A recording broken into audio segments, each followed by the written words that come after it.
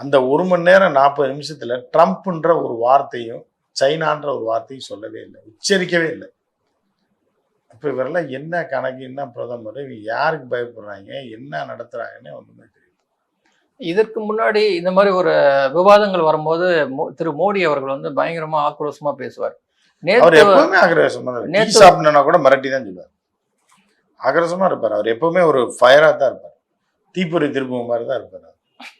எடுத்து உரசினீங்கன்னா கப்புன்னு பிடிச்சி பார்லிமெண்ட்டை எரிஞ்சு அந்த அளவு தான் பேசுவார். ஆனால் மேட்ருக்கு வர மாட்டார், கேட்குற கேள்வி பேச மாட்டார். ராகுல் ஒரே ஒரு கேள்வி தான் கேட்குறாரு, ட்ரம்ப் நிறுத்த சொன்னாரா இல்லையா அப்படின்னா, அதாவது 1947 ஆரம்பிக்கிறாங்க. யோ, ட்ரம்ப் நிறுத்த சொன்னாரா இல்லையா, யார் சொன்னதை வச்சு நிறுத்தினேன்னா ட்ரம்ப்ன்ற பேரை உச்சரிக்க மாட்டார்.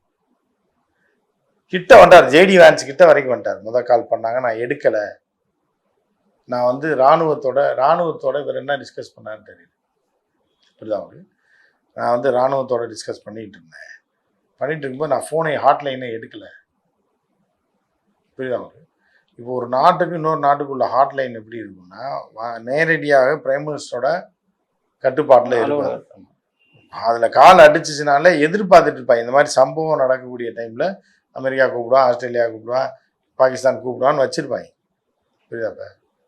இப்போ நம்மளை மாதிரி செல்ஃபோனை வச்சுட்டு நைட் ஆனால் சைலண்டில் போட்டு காலைல எதிரிக்கு போய் பாகிஸ்தான்காரன் அந்த மாதிரி வச்சுருந்தானே எப்படி ஃபோனை எடுப்பான். 1:10 போடுறாங்க, அம்பாடு தூங்கிட்டு இருந்தான்னு வைங்க, போர் நடக்கிறது தெரியாமல். அதனால தான் ஹாட்லைனு அது ஒரு ஆஃபீஸர் போட்டு வச்சுருப்பாங்க. அவர் வந்து பிஏ பேசுவாங்க. 1 மணி நேரம் பிஸியாக இருக்காருன்னா விட்டுருவான் அமெரிக்காக்காரன். ஜேடி வான்ஸே பேசியிருக்காரு.